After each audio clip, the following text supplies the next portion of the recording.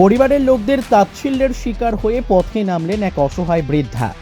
নিজের পেটের সন্তান ও স্বামীর কাছে অবহেলার শিকার হয়ে অবশেষে পেটের তাগিদে পথে নামতে বাধ্য হলেন এক অসহায় বৃদ্ধা।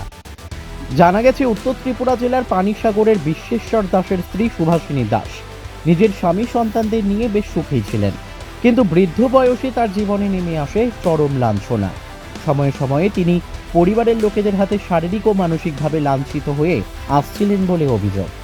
এমনকি গত 6 মাস আগে এই মহিলাকে বাড়ি থেকে আগরতলা শহরে পৌঁছে ছেড়ে দেয় তার ছেলে। এতে অজানা শহরের অলিগলি ঘুরে ঘুরে ওই মহিলা একসময় পৌঁছে যান গোলাঘাটি বিধানসভার কাঞ্চনমালা এলাকার খামারপাড়ায়। পরে তিনি সেখানকার রাস্তার পাশের একটি অস্থায়ী ছাউনিতে আশ্রয় নেয়। এতে তাকে দেখে স্থানীয় জনগণ প্রথমে ভবঘুরে বা পাগল বলে ধারণা করলেও পরে ওনার আচার আচরণ দেখে তারা জেনে নেন এই মহিলার করুণ কাহিনী।